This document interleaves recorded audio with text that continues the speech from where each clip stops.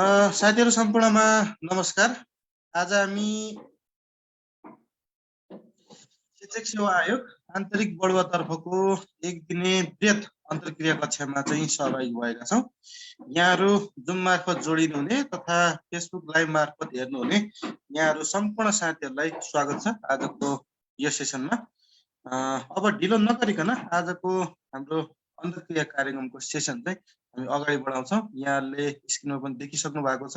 आजको अन्तर्क्रिया कार्यक्रममा आदरणीय गुरु पद्मराज आचार्य सर जोडिनु भएको छ। उहाँलाई स्वागत गरौँ।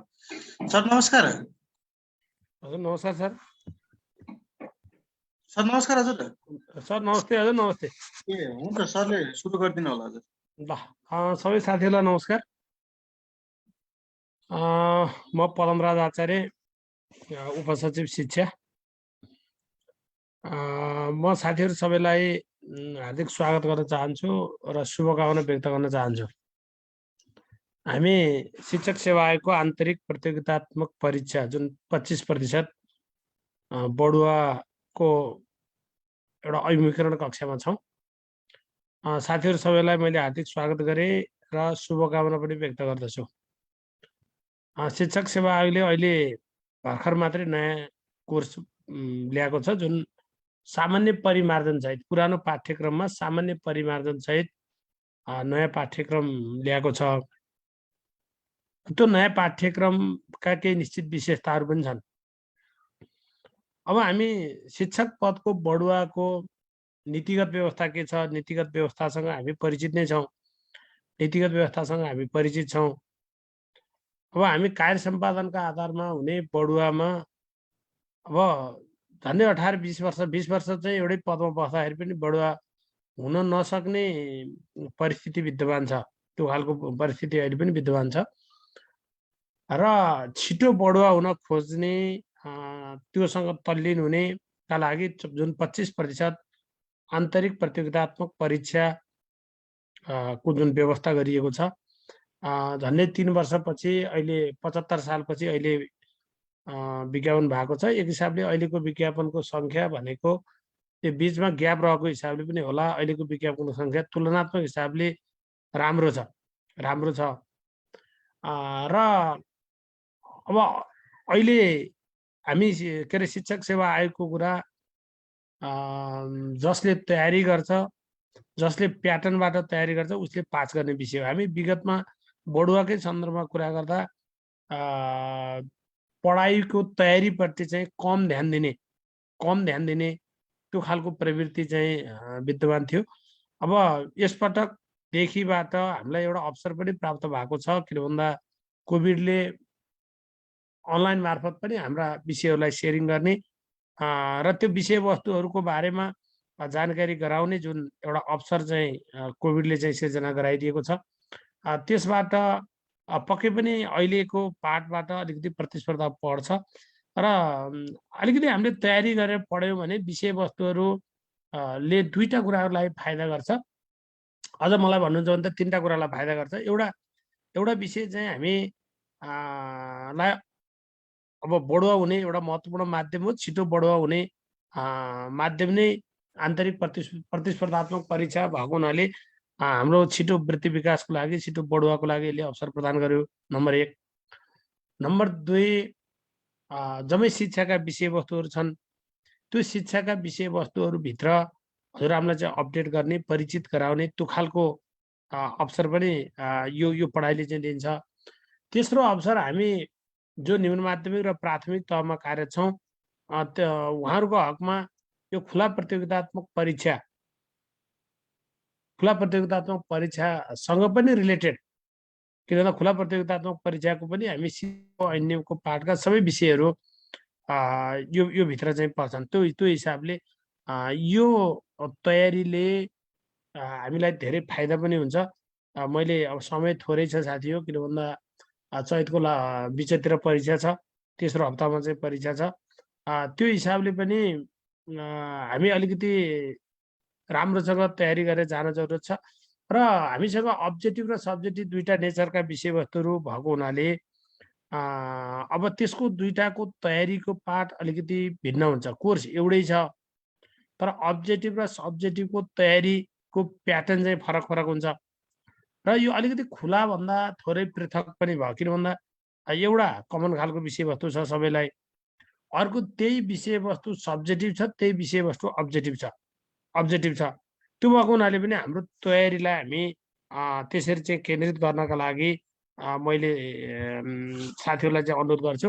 मैले सरसर्ती आज कोर्सका कुराहरू मैले हजुरहरूलाई सेयरिङ गराउँछु अनि कसरी तयारी गर्ने भन्ने बारेमा पनि हामी थोरै छलफल चाहिँ गर्छौँ र साथीहरूका केही जिज्ञासाहरू भए त्यो जिज्ञासालाई पनि हाम्रो छलफलको विषयवस्तु रहन्छ। के अरे जिज्ञासाका कुराहरू हामी सम्भवतः त्यति ठुलो सङ्ख्या, साह्रै ठुलो सङ्ख्या चाहिँ हाम्रो हुँदैन, त्यो हिसाबले पनि के अरे हामी च्याट बक्स मार्फत जिज्ञासाका कुराहरू अथवा भर्चुअल माध्यमबाट पनि हाम्रा जिज्ञासाका कुराहरू हामी अलिकति सेयरिङ गर्ने हिसाबले चाहिँ हाम्रो यो क्लास चाहिँ हुन्छ र यसले चाहिँ हामीलाई के हो भने कुन एरियाभित्र बस्ने, कसरी तयार गर्ने, कुन कुन कुरा हेर्ने भन्ने कुरातर्फ केन्द्रित गर्छ। मैले सर्वप्रथम यो कोर्सको कुरा हेर्दा हामी प्राथमिक, न्यून माध्यमिक, माध्यमिक तहको बिचमा यो प्रथम र द्वितीय श्रेणी दुवै तहको बिचमा त्यस्तो धेरै डिफरेन्स छैन। एक हिसाबले हेर्ने हो भने हाम्रो माध्यमिक तहको 80% कोर्स, माध्यमिक तहको 80% अथवा प्राथमिक तहको 80%, प्राथमिक तहको 100%, माध्यमिक तहको 80% कोर्स चाहिँ प्राथमिक तहमा पनि मिल्छ। निमाइमा 90% जति मिल्ला। अब द्वितीय र प्रथम श्रेणीको बिचमा एक दुईवटा कन्टेन्ट छ, कहीँ एक दुईवटा शब्दहरू मात्रै यताउति पारेको छ, शब्दहरू मात्रै, एक दुईवटा शब्दहरू कुरा त्यही हो, शाब्दिक हिसाबले मात्रै चेन्ज गरेको छ। त्यो भएको हुनाले पनि अब यो तिनै तहलाई एउटै खालको विषयवस्तु राखिदिएको छ। त्यो भएको हुनाले थोरै प्रश्नको कठिनाइ स्तर अलिकति फरक चाहिँ पर्ला, खास गरी विषयगत प्रश्नमा प्राथमिक, न्यून माध्यमिक र माध्यमिक तहको बिचमा। नत्र विषयवस्तु एउटै भइसकेपछि हामीले पढ्ने कुराहरू तिनै विषयहरू चाहिँ हुन्। अब हामीसँग मैले थोरै पहिला प्रश्नको प्याटर्नबाट हेरेँ अनि त्यसपछि मैले थोरै अरू कुराहरू चाहिँ थप गरौँला, थप छलफल गरौँला। अब हाम्रो यो विशिष्टीकरण तालिका हामी हेऱ्यौँ भने यो तिनै तहको विशिष्टीकरण तालिका एउटै खालको छ। 13वटा एकाइ छन् हामीसँग, 13वटा एकाइ छन्। 13वटा एकाइबाट हामीसँग 40 नम्बरको वस्तुगत प्रश्न र विषयगत 6वटा प्रश्नहरू 10 अङ्कको आउँछ। हामीलाई त्यो हिसाबले यो विषयगत प्रश्नका लागि हामीलाई टन्न टाइम हुन्छ। किनभने अब अन्यत्र चाहिँ 10 मिनटको प्रश्नका लागि हामीले लेख्न पाउने टाइम, म्याक्सिमम टाइम भनेको 18 मिनट हो। हामी लोकसेवातिर हेऱ्यौँ, शिक्षक सेवाकै खुलातिर हेऱ्यौँ, सबैतिर हेऱ्यौँ भने पनि करिब करिब त्यो खालको अवस्था सिर्जना छ। शिक्षक सेवाको खुलामै हेऱ्यौँ भने पनि 10वटा क्वेसन हामी 3 घन्टाभित्र गर्नुपर्छ भनेको छ। त्यहाँ 18 180 मिनटमा 10वटा क्वेसन गर्नुपर्छ। लोकसेवातिर हेऱ्यौँ भने पनि त्यही खालको कुरा छ। तर यहाँ के भइदियो भने अब्जेक्टिभलाई 40वटालाई 40 मिनट टाइम दियो, 40 मिनट टाइम दियो। अब 2 घन्टा 20 मिनट समयमा हामी 6वटा क्वेसन चाहिँ गर्न पाइन्छ भनेको 2 घन्टा 20 मिनट भनेको 60 दुना 120, 140 मिनट। त्यो भनेको 6वटा क्वेसनलाई भनेपछि एउटा क्वेसनले 22 मिनटको हाराहारी चाहिँ समय पाउँदो रहेछ। त्यो भएको हुनाले पनि अलिकति लेख्ने विषयवस्तुहरू हामीलाई टाइम चाहिँ टन्नै हुन्छ। तर आएको परीक्षा हो, हामी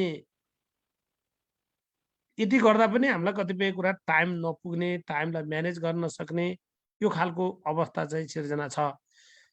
अब 3टा के अरे हाम्रा यी एकाइका क्षेत्रहरू हेर्दा जस्तो एकाइ 1, 2, 3 यो 3टालाई एउटा क्लस्टरभित्र राखिदिएको छ।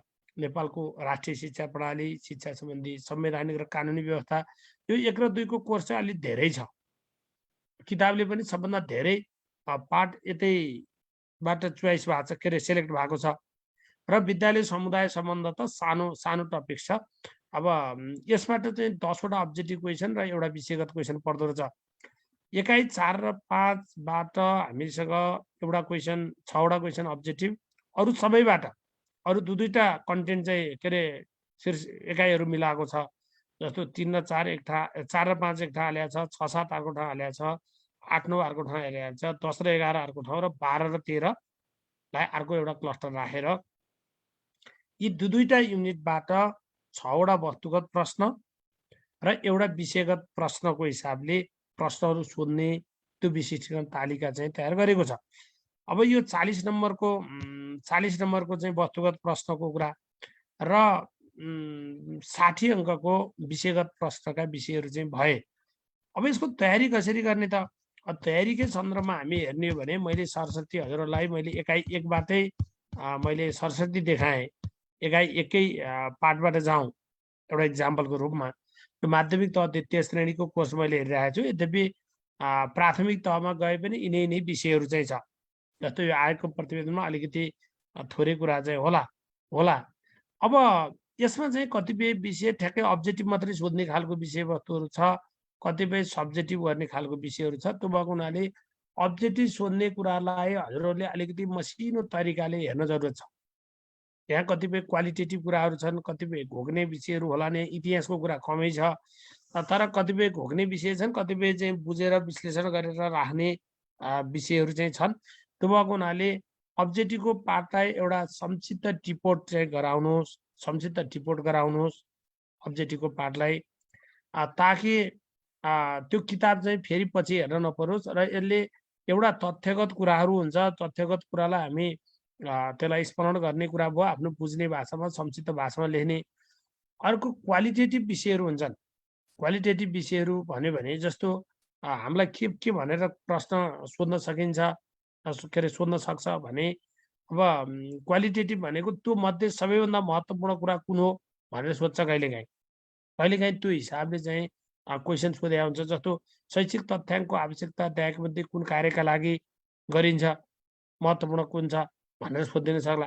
जस्तो निर्णय दिनका लागि, वास्तविकता पहिचान गर्नका लागि, अब के अरे पारदर्शिताका लागि भनेर यो हिसाबले अप्सनहरू दिन सक्छ, जहाँ कि अब्जेक्टिभको पार्टबाट हेर्दा ती सबै कुराहरू राइट हुन सक्छन्।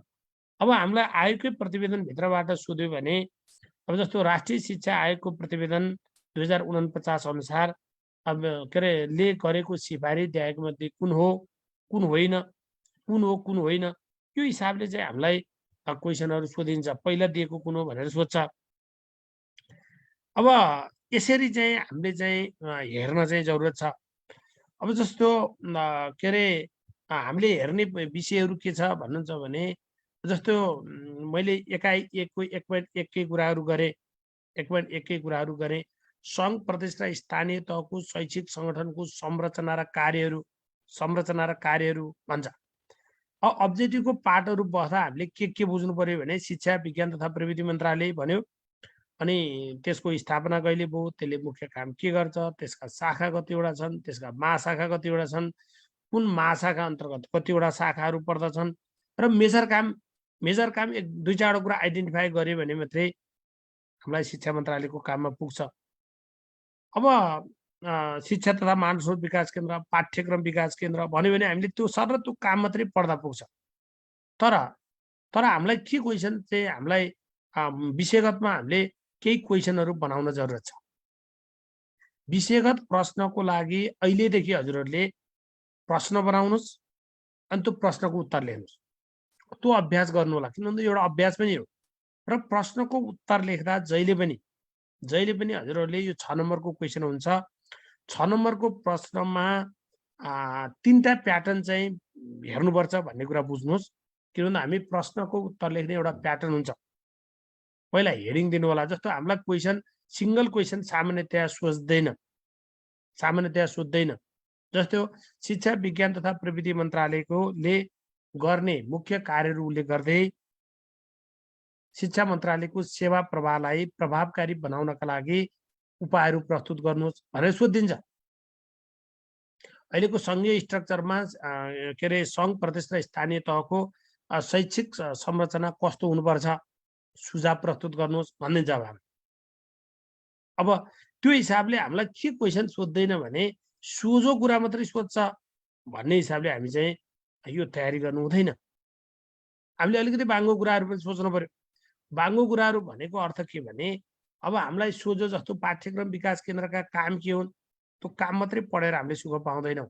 पाठ्यक्रम विकास केन्द्रका काम के हुन्, पाठ्यक्रम विकास केन्द्रको कार्य सम्पादनमा के समस्या देखिया छ, कम्तीमा आफ्नो रिफ्लेक्सन सहित हेर्नुहोस्। हजुरहरू सबै टिचर हुनुहुन्छ, टिचर हुनुभएको हुनाले अहिले हजुरहरूले के फिल गर्नु भएको छ, रिफ्लेक्सन के आएको छ, त्यो रिफ्लेक्सनको पार्टबाट पनि हजुरहरूले हेर्न जरुरत छ। के रिफ्लेक्सन आएको छ, समस्याहरू के फिल भएका छन्, तपाईँले के यसमा के समस्याको अनुभूति भएको छ, र त्यो समस्यालाई समाधान गर्नका लागि व्यवहारिक उपायहरू प्रस्तुत गर्नुहोस् भन्छ। व्यवहारिक उपायहरू प्रस्तुत गर्नुहोस्।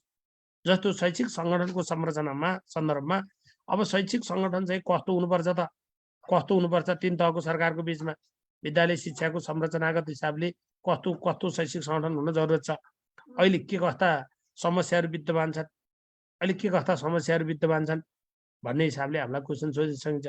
अब के समस्या विद्यमान छन् हजुर हामीले अनुभव गरेकै विषयहरू यसो सोच्यौँ भने कानुनी हिसाबले के कुरा भएको छ, होइन नीतिगत हिसाबले के कुरा भएको छ, त्यो नीतिको कार्यान्वयनको कुराले कसरी भएको छ, सेवा प्रवाहको हिसाबले के भइरहेको छ, सेवा प्रवाहको हिसाबले के भइरहेको छ, स्कुलले कसको निर्देशन मान्ने, शिक्षक कसका हुने, स्कुलले कसको निर्देशन मान्ने, यी यस्ता विषयहरू अहिले पनि के छन्, समस्याका रूपमा रहेका छन्। शिक्षकको सरुवा कसले गर्ने, होइन देखि लिएर यस्ता समस्याहरू के अरे हामीले पाएका अवस्थाहरू छन्। त्यसैले यो अन्तर सम्बन्ध कसरी गर्नुपर्छ, स्रोत साधनको ग्यारेन्टी कसरी गर्ने, जसरी हामी अनिवार्य तथा आधारभूत शिक्षा का कुराहरू गरेका छौँ, निःशुल्क माध्यमिक शिक्षाका कुराहरू गरेका छौँ, त्यो हिसाबले स्रोत साधनको ग्यारेन्टी चाहिँ कसले गर्ने, यस्ता विषयहरू र कुन कुन तहको जिम्मेवारी के हुन्छ भन्ने हिसाबले हामीलाई हेर्न जरुरत छ। कहिलेकाहीँ पढ्ने सन्दर्भमा हामी कम्पेरिटिभली हेर्न पनि जरुरत छ। जस्तो शैक्षिक व्यवस्थापनको सन्दर्भमा सङ्घको भूमिका के होला, प्रदेशको भूमिका के होला, स्थानीय तहको भूमिका के होला भन्यो भने तपाईँ हामीले एउटै कुरा 3तिर नचाउन पाइन्छ। यो के हुँदो रहेछ भने विषयगतमा उत्तर यही लेख्नुपर्छ भन्ने पनि हुँदो रहेछ। उत्तर ठ्याक्कै यो मात्रै उत्तर हो, यो बाहेक अर्को उत्तर हुँदैन भन्ने हुँदो रहेछ। किन भन्दा यसमा आफ्नो के अरे उत्तर दिने, आफ्नो तरिकाले उत्तर दिने र त्यसलाई एउटा व्यवहारिक सन्दर्भबाट ढालेर आफ्नो रिफ्लेक्सनसँग चाहिँ ढालेर चाहिँ हामी लेख्ने अभ्यास गऱ्यौँ भने यो धेरै महत्त्वपूर्ण हुन्छ। त्यसैले यो लेखाइमा हजुरहरूले 3टा प्याटर्नलाई ख्याल गर्नुपर्छ भन्ने कुरा हेर्नु होला। लेख्दा बुदागत उत्तर लेख्नुपर्छ भन्ने कुरालाई ख्याल गर्नुहोस्। किन भन्दा हामी धेरै लामो टेक्स्टमा चाहिँ उत्तर दिने गर्छौँ, लामो टेक्स्टमा चाहिँ उत्तर दिन खोज्छौँ हामी, लामो टेक्स्ट एकदम लामो उत्तर दिन खोज्छौँ। अब प्यारामा हामी आन्सर दिन खोज्छौँ। किन लोकसेवा आयोगको प्याटर्न, शिक्षक सेवा आयोगको प्याटर्नले त्यस्तो आन्सरलाई चाहिँ धेरै उ गर्दैन। अब जस्तो शिक्षक सेवा आयोगको सन्दर्भमा हजुरहरूलाई विषयगत परीक्षा लिने सन्दर्भमा त्यो विषयको कन्टेन्ट हुन्थ्यो, त्यो एउटा पार्ट होला। तर यहाँ शिक्षासँग रिलेटेड विषयहरू चाहिँ छन्। त्यो रिलेटेड विषयहरू भएको हुनाले पहिला हामी सुरुमा चाहिँ परिचय अथवा अवधारणा लेख्नुपर्छ, थोरै अवधारणा लेख्ने। अब प्यारामा लेख्दा के लेख्ने भने धेरै लामा वाक्यहरू लेख्नु हुँदैन भन्नुहुन्छ। लामा वाक्यहरू भनेको एउटा प्यारामा हामी 10, 12, 15वटा चाहिँ वाक्य लेख्नुहुन्न अरे।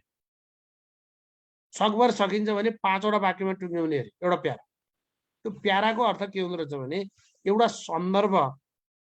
सन्दर्भ त्यो प्यारामा लेखिँदो रहेछ, एउटा सन्दर्भ लेखिँदो रहेछ। त्यसैले त्यो प्याराको सबभन्दा पहिलो वाक्य भनेको त्यसको की वाक्य होस् र अरू वाक्यले त्यो की वाक्यलाई सपोर्ट गरोस्, सपोर्टिङ होस्। त्यो हिसाबले लेख्ने प्याटर्न गऱ्यौँ भने हाम्रो लेखाइ छोटो पनि हुन्छ। र पहिलो परिचयात्मक कुरा भयो। दोस्रोमा मेन बुदाहरू हुन्छन्, मुख्य प्रस्तुतिकरण हुन्छ। मुख्य प्रस्तुतिका विषयहरू हामी बुदागत रूपमा लेख्छौँ। बुदा लेख्दा नि छोटा बुदा लेख्ने सठिक हिसाबले। जस्तो चाहिँ हामीलाई के अरे शिक्षक सेवा आयोगले के अरे दिएका कामहरू गर्छ भनेपछि फेरि यो गर्छ त्यो गर्छ भन्न हामीलाई जरुरत छैन। त्यो हिसाबले चाहिँ हामीलाई लेख्न चाहिन्छ। जस्तो कक्षा कोठा व्यवस्थापनको आवश्यकता किन भन्यो भने अब कक्षा कोठा व्यवस्थापन भनेको अपेक्षित सिकाइवृद्धि हासिल गर्न, सिकाइको लागि अनुकूल वातावरण सिर्जना गर्न, माथि किन भन्दा हामी थोरै एक लाइन सन्दर्भ जोडिसकेका हुन्छौँ। अनि फेरि गर्न सहयोग गर्छ फेरि कक्षा कोठा व्यवस्थापनले यो गर्न सहयोग गर्छ भनेर हरेक वाक्यमा त्यो लेखिराख्नु त्यति उपयुक्त हुँदैन। त्यो भएको हुनाले त्यसमा लेख्दा पनि अझ मुख्य खालका बुदाहरूलाई चाहिँ माथि लेख्ने अनि वाक्य छोटा लेख्ने, मिठा वाक्यहरू लेख्ने, त्यो भयो भने हामी धेरै लेख्न सक्छौँ, त्यो चाहिँ ख्याल गर्नुहोस्। र अलिकति हामीले चाहिँ के हेरौँ भने विषयको प्रकृति अनुसार हामीले सामान्यतया बुदाहरू 5 देखि 10 वटासम्म बुदाहरू चाहिँ हामीले बुझ्नुपर्छ। 5 देखि 10 वटासम्म 5 देखि 10 वटासम्म किन भन्दा उसले आन्सर के बनाएको छ, प्रत्येक बुदाका लागि कहिलेकाहीँ कुनै कुनै कन्टेक्स्टमा हामी 5 वटा बुदा भन्दा लेख्न नसक्ला, त्यसलाई थोरै इलाबोरेट गर्नुपर्ने अवस्था आउला, इलाबोरेट गर्नुपर्ने अवस्था आउन सक्छ। इलाबोरेट गरेर लेख्ने कुरा रहन्छ। अब कहिलेकाहीँ हामीलाई 10 वटा बुदा खरखरी लेख्न सकिन्छ, प्रत्येक बुदाका लागि 0.5 अङ्कका दरले बढीमा 5 अङ्क भनेर हाम्रो आन्सर की बन्या हुन्छ, 10 वटा बुदाहरू लेखिन्छ। र यसरी हामीले उत्तरहरू लेख्दा नम्बर 1 हेडिङ चाहिँ दिनु होला, जुन हेडिङ सब हेडिङ के हुन्छ त्यो हेडिङ चाहिँ दिनु होला। जस्तो एउटा क्वेसनमा हामीलाई एटलिस्ट 2टा देखि 3टा पुछार हुन्छ, 2टा देखि 3टा पुछार। अनि अब के अरे 3का हेडिङ चाहिँ दिनुहोस्। जस्तो मैले भन्न खोजेको आशय के हो भने जस्तो हामीलाई के अरे शिक्षक सेवा आयोगका कार्यहरू उल्लेख गर्दै शिक्षक सेवा आयोगका कार्यहरू उल्लेख गर्दै शिक्षक सेवा आयोगको कार्य सम्पादनमा देखिएका समस्याहरू र ती समस्या समाधानका उपायहरू प्रस्तुत गर्नुहोस्। 3टा चिज भइदियो। सामान्यतया त्यस्ता क्वेसनहरूमा सुरुको सबभन्दा छोटो थोरै मार्कको त्यसपछि अलि बढी मार्क अनि बढी मार्क गरेर पनि हाल्दिया हुन्छ, कहिलेकाहीँ बराबरी पनि देला। तर सामान्यतया अगाडिको चाहिँ थोरै मार्कको अनि पछाडिको चाहिँ अलिक बढी मार्कको हुन्छ। जस्तो 2 + 4 + 4 भनेर आउँछ त्यो, अथवा 3 + 3 + 3 + 2 + 3 + 5 भनेर देला, कहिलेकाहीँ 2 + 4 + 4 भनेर देला। यसरी पनि उत्तर हाले हुन्छ। कहिलेकाहीँ हामीलाई 2टा मात्रै खण्ड दियो भने 4 + 6 अथवा 5 + 5 भनेर पनि उत्तर दिएको हुन सक्छ। थोरै परिचय हाल्ने, थोरै परिचय दिने, मेन टेक्स्ट दिने, अनि त्यसपछि लास्टमा चाहिँ के अरे निष्कर्ष चाहिँ दिनुपर्छ। 2 लाइन 3 लाइन भए पनि 2-3टा वाक्यमा भए पनि हामी निष्कर्ष दियौँ भने त्यो प्रश्न को उत्तर चाहिँ अरूको भन्दा 0.5 लेख्न सबैले लेख्छ। के भन्दा हामी पढ्ने नै हुन्छौँ, पढेकै हौँ, हामी थाहै भइसकेका मान्छे हौँ, लेख्न सबैले लेख्छन्, त्यो लेख्ने कुरामा समस्या छैन। तर कसले प्याटर्नमा लेख्यो, कसले अरूको भन्दा 0.5 अङ्क बढी ल्यायो, कसले चाहिँ के अरे सठिक बुदाहरू प्रस्तुत गर्यो, के अरे त्यो कुराले चाहिँ महत्त्व चाहिँ राख्दछ। त्यो भएर बढी गन्थन मन्थन भन्दा पनि छोटा र सठिक बुदागत उत्तर दिन सक्यो भने हामीलाई समय चाहिँ पर्याप्त पुग्छ। यो हिसाबले चाहिँ तपाईँ हामीले हेर्न जरुरत छ। त्यसरी चाहिँ हेर्नुहोस्। जस्तो मैले एउटा इक्जाम्पल स्थानीय तहकै सन्दर्भमा हेर्दा तपाईँहरूलाई क्वेसन के सोध्न सक्छ भन्दा विद्यालय शिक्षाको अधिकार स्थानीय तहलाई दिएको छ। यो सन्दर्भमा हाल विद्यमान समस्याहरू के छन्, ती समस्याहरूको समाधानका उपायहरू प्रस्तुत गर्नुहोस् भनेर सोधिदिन सक्छ हामीलाई। अब समस्या के फिल भएको छन् अनि समाधानका उपायहरू के छन्। अब समाधान के होलान्, हिजोको हामीले स्ट्रक्चर भत्काइसकेका छौँ। अब समाधान के छैन, अहिले हामीसँग ऐन नियम नीति नियम छैन, कानुन छैन, हामीसँग जनशक्ति छैन, हामीसँग स्रोत साधन छैन, स्रोत साधनकै कुरा छैन। किनभने हामी अनिवार्यता निःशुल्क शिक्षाको कुरा गरेका छौँ, स्कुलमा दरबन्दी छैन, त्यो हिसाबले हामीसँग काम गर्ने कल्चर छैन। शिक्षकको पेशागत क्षमता विकास कसले गर्ने हो, अनुगमन सुपरिवेक्षण र पेशागत सपोर्ट कसले गर्ने हो, त्यो कुराको डिक्लेयर छैन। हो यस्ता विषयहरू अहिलेका समस्याको रूपमा रहेका छन्। पहिला समस्या राख्ने र हामीले फेरि के हो भने समस्या र समाधानका उपायहरू 2टा सान्दर्भिक हुनुपर्छ। त्यो भएर समस्या बुझिहाल्यौँ भने समाधानका उपाय तिनै समस्यालाई ठेकेर समाधानका उपायहरू चाहिँ लेख्नुपर्छ। त्यसरी चाहिँ हजुरहरूले विषयगत पाठहरू तयार गर्नु होला। जस्तो हामी विषयगत पाठमा चाहिँ हामीलाई तयारी गर्दा जस्तो शिक्षक सेवा आयोगमा हजुरहरूले 3टा क्वेसन मात्रै बनाउनु भने पुग्छ। शिक्षक सेवा आयोगको काम के हो, यसको कार्य सम्पादनमा के समस्याहरू छ र यसलाई प्रभावकारी बनाउनका लागि के उपायहरू अपनाउनु पर्ला, प्रभावकारी बनाउनका लागि के गर्नु पर्ला, कुन कुन उपायहरू अपनाउनु पर्ला भनेर यो तीनटा कुरा सब्जेक्टिभमा लेखिहालियो भने हामी शिक्षक सेवा आयोगका कार्य सम्पादनका कुराहरू योसँग रिलेटेड कुराहरू बुझिहाल्छौँ। अब जस्तो राष्ट्रिय पाठ्यक्रम प्रारूप 2076 र स्थानीय पाठ्यक्रम विकास तथा कार्यान्वयन मार्गदर्शन, अब हामीलाई राष्ट्रिय पाठ्यक्रम प्रारूपभित्र हामीलाई सामान्यतया यसका विशेषताका कुरा सोध्ने हो, नत्र अरू अब्जेक्टिभ पार्टबाट सोध्छ। विशेषताका यसका पाठ्यक्रम विकास सम्बन्धी के कस्ता नीतिगत व्यवस्थाहरू गरेको छ भन्ने सोध्ने हो। नीतिगत व्यवस्थाहरू हो, यसको कार्यान्वयनमा के समस्याहरू आउन सक्छन्, यसको कार्यान्वयनमा के अरे यसका विशेषता के छन्, यसको कार्यान्वयनमा के समस्या आउन सक्लान् भन्ने हिसाबले चाहिँ यसलाई सोधिन्छ। अब स्थानीय पाठ्यक्रमको सन्दर्भमा हामी अब्जेक्टिभ पढ्ने हो भने एक पेजमा बढीमा एक पेजमा अब्जेक्टिभ भ्याइन्छ स्थानीय पाठ्यक्रमको कुरा। जस्तो सङ्घ प्रदेश र स्थानीय तहको शैक्षिक सङ्गठनभित्र अब्जेक्टिभको पार्ट लामो आउला। अब यता चाहिँ हाम्रो स्थानीय पाठ्यक्रमको सन्दर्भमा हामीले सब्जेक्टिभका कुरा यहाँ धेरै बनाउन सकिन्छ।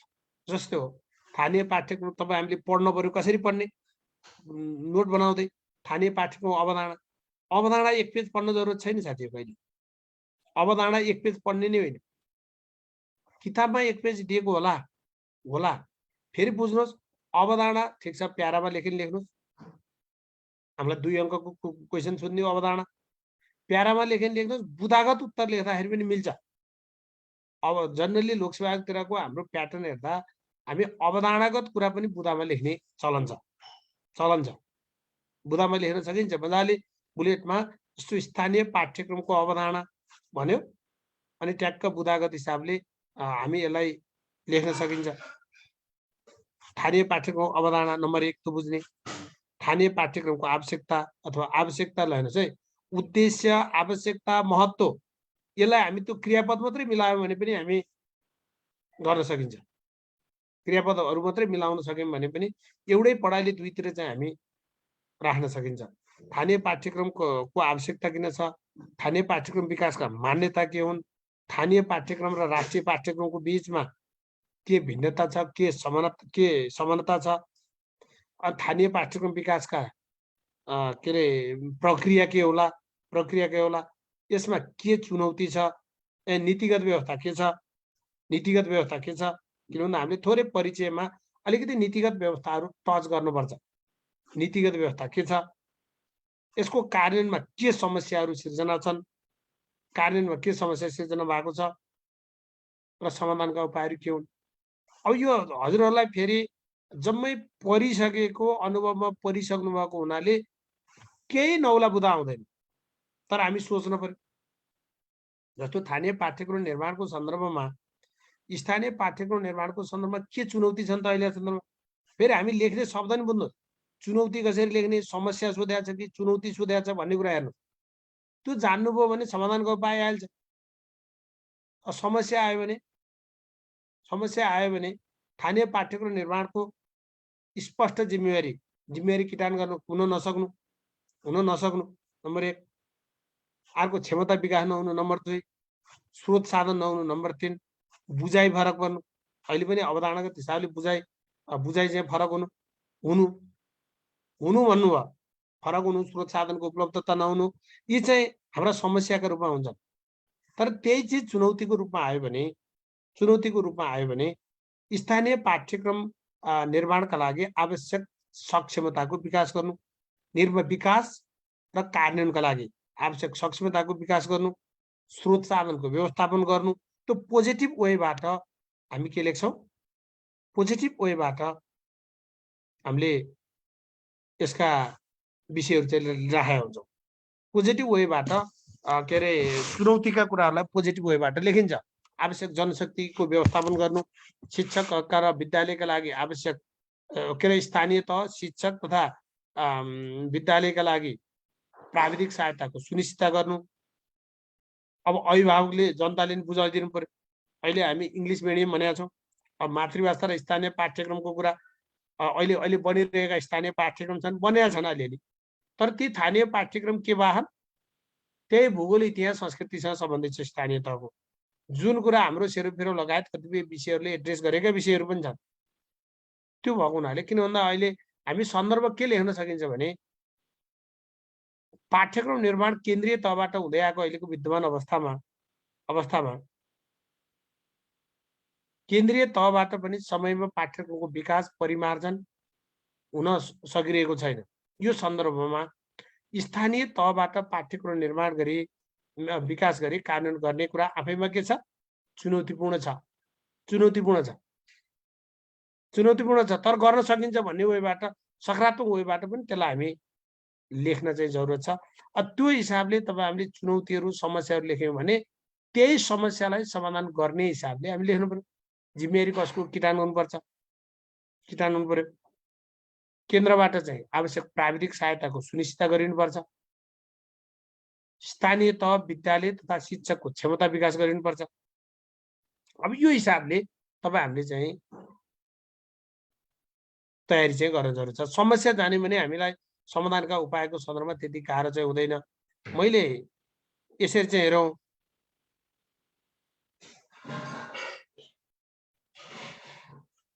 अब यसमा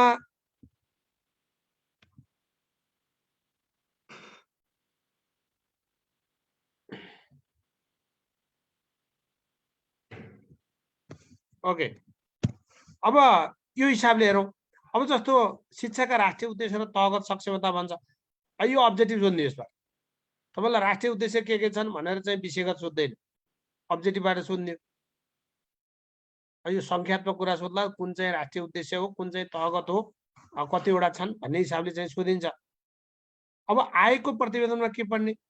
आएको प्रतिवेदनमा 11, 18, 28 देखि लिएर यो 49 अनि 55, 58 सम्मका कुरा छन्। यो फेरि सबै तहबाट चाहिँ छैन, आफ्नो हेर्नु होला। माविमा कुन छ, प्राइबीमा कुन छ, निमाविमा कुन छ, त्यो चाहिँ हेर्नु होला। अब हामीले यसलाई विषयगत हिसाबले कसरी लेख्न सकिन्छ? जस्तो हो के अरे 2049 सालको प्रतिवेदन भन्यो, अथवा 2028 का प्रतिवेदन, राष्ट्रिय शिक्षा पद्धति योजना 2028 ले विद्यालय शिक्षामा ल्याएका मुख्य परिवर्तनहरू उल्लेख गर्नुहोस्। नम्बर 1 परिवर्तन के रहेछ? 28 को सन्दर्भमा परिवर्तन हो, अरूका सन्दर्भमा सुझाव हो। अब हामीलाई धेरै क्वेसन, हामीलाई विषयगत क्वेसन 28 र 49 बाट सोध्छ भन्ने कुरा पनि बुझ्नुहोस्। धेरै क्वेसन हामीलाई 28 र 49 बाट सोध्छ। विद्यालय शिक्षाको सुधारमा दिएका सुझावहरू उल्लेख गर्नुहोस्। के 49 को सन्दर्भमा सिफारिस हुन्छ, 28 को सन्दर्भमा उसले ल्याएका परिवर्तन हुन्छ।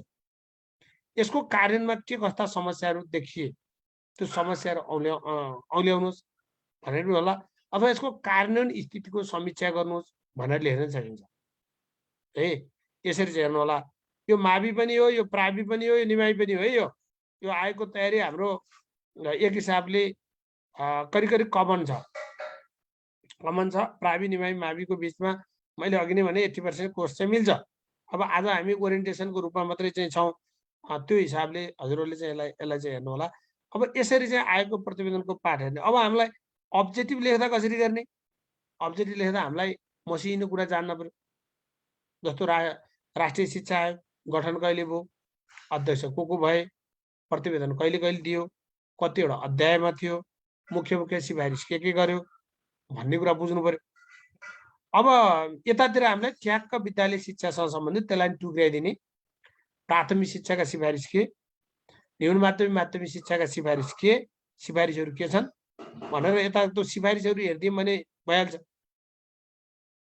अनि त्यसलाई लेख्दा नि थोरै 2-4 लाइन परिचय लेख्ने, 2-4 जस्तो राष्ट्रिय शिक्षा आयोगको प्रजातन्त्रको पुनर्बहाली पश्चात गठन गरिएको राष्ट्रिय शिक्षा आयोगको प्रतिवेदन 2049 ले विद्यालय शिक्षाको क्षेत्रमा सुधारका लागि विद्यालय शिक्षाको विद्यमान अवस्थाको विश्लेषण गर्दै सुधारका लागि महत्त्वपूर्ण सुझावहरू प्रस्तुत गरेको छ।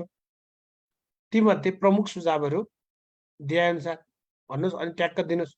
अनि तल निष्कर्षमा के भन्यो? अहिले विद्यालय शिक्षाको संरचनामा परिवर्तन गर्ने, स्रोत केन्द्र व्यवस्थापन प्रणालीको र विद्यालय समूह व्यवस्थाको लागू गर्ने, शिक्षक तालिमको व्यवस्थापन गर्ने लगायत खुला विद्यालयको व्यवस्था अब यहाँ खुला विश्वविद्यालयतिर जानु परेन, यस्ता महत्त्वपूर्ण सिफारिस चाहिँ गरेको देखिन्छ छ भनेर चाहिँ थोरै जिस्टमा निष्कर्षको रूपमा चाहिँ त्यसलाई लेख्नु पर्यो।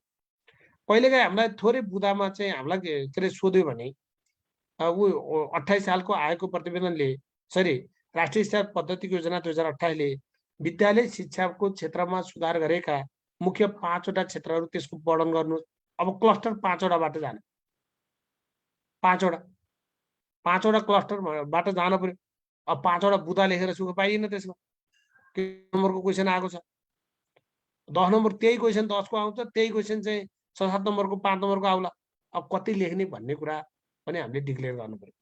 जस्तो 5 वटा बुदाहरू के होला अब तपाईँ हामीले सोच्नु पर्यो। अब 5 वटा कुरा सोच्ने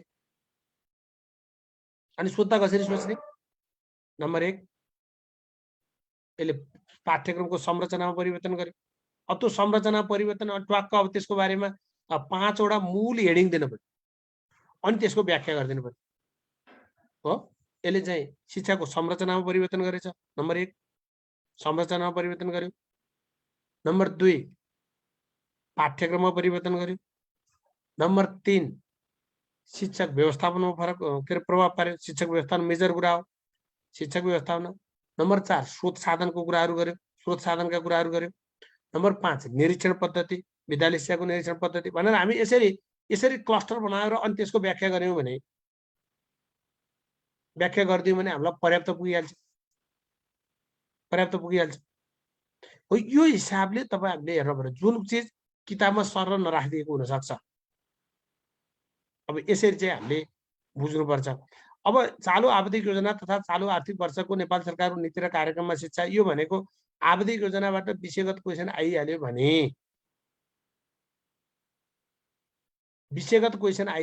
भने यो आवधिक योजनाको तपाईहरुले पढ्नुपर्ने विषय के हो भने खास गरी त्यहाँ समस्या, चुनौती र अवसरहरू दिएको हुन्छ।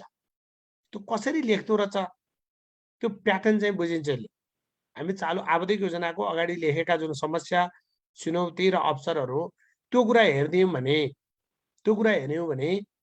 त्यसले चाहिँ हामीलाई के गरिदिन्छ भन्नुहुन्छ भने अब अन्यत्र पनि समस्या कसरी लेख्ने रहेछ, चुनौतीमा कुन शब्द प्रयोग गर्ने रहेछ, अवसर बन्यो भने त्यो अवसरलाई के लेख्ने। जस्तो तपाईँ हामीलाई सोध्न सकिन्छ अहिले विद्यालय शिक्षाको सन्दर्भमा, विद्यालय शिक्षाको गुणस्तर सुधारको सन्दर्भमा अथवा शिक्षाको सन्दर्भमा के अवसर प्राप्त छ त अथवा उपलब्ध अवसरहरू उल्लेख गर्नुहोस् भने अवसर के अवसर त छ त, त्यो अवसरलाई हामी उपयोग गर्न सक्छौँ कि सक्दैनौँ भन्ने कुरा मात्रै हो। अहिले विद्यालयको हितका लागि, विद्यालयको विकासको लागि तल्लो तहबाट निगरानी राख्ने, आवश्यकताहरूको विश्लेषण गर्ने, त्यो खालको संरचनाको विकास भएको छ। त्यो त मेजर कुरा हो। एउटा स्कुलमा के अरे टिन चाहिँ हावाले उडाइहाल्यो, तत्काल सम्बोधन गर्ने स्थानीय सरकार छ। के अरे आज उडायो भने भोलि तोक्लाएर चाहिँ निर्णय गरेर चाहिँ बजेट लान सक्ने अवस्था छ त, नभएको त होइन। तर त्यसको चाहिँ व्यवहारिक प्रयोग हुनु पर्यो।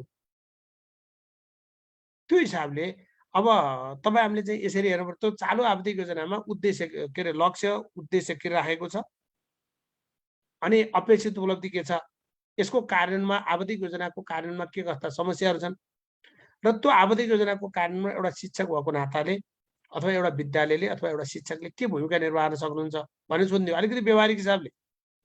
अब तपाईले के भूमिका निर्वाह गर्न सक्नुहुन्छ भने पहिला उद्देश्य लेख्नु। उद्देश्य के छ? सामान्यतया उद्देश्य 3टा कुरा छन्। उद्देश्यको सारमा 3टा कुरा छन्। एउटा अनिवार्य निशुल्क के अरे आधारभूत शिक्षाको कुरा छ, माध्यमिक शिक्षा निशुल्कको कुरा छ अथवा सबैलाई पहुँचको सुनिश्चितताको कुरा छ। अर्को साक्षरता निरन्तर शिक्षा, त्यो पनि पहुँचकै विषयभित्र छ। अनि शिक्षाको गुणस्तरको कुराहरू छ, सुशासनको कुरा छ, अब यी कुराहरू त हजुर हाम्रो अधिकार क्षेत्रभित्र भयो। कम्तीमा भने आफ्नो कार्यक्षेत्रभित्र रहेर शिक्षकले यी भूमिका निर्वाह गर्न सक्छ। अब हामी सोझै चाहिँ अब कसरी हेर्न सकिन्छ भने चालु आवधिक योजना अथवा 15 योजनाले जुन शिक्षामा समतामूलक पहुँच, अनिवार्य तथा निशुल्क शिक्षाको कार्यान्वयन, के अरे निरन्तर तथा साक्षरता के छ उद्देश्य हेर्नुहोस्।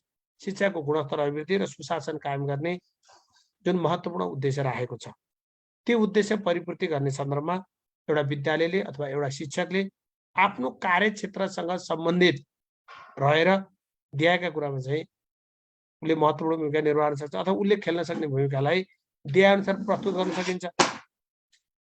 अब त्यसमा चाहिँ तपाईँ हामीले पहुँचमा के गर्न सक्छौँ? पहुँचमा के गर्न सकिन्छ? सेवा क्षेत्रको तथ्याङ्क सङ्कलन गरौँला, विद्यालय बाहिर भएकोलाई भित्र ल्याउँला,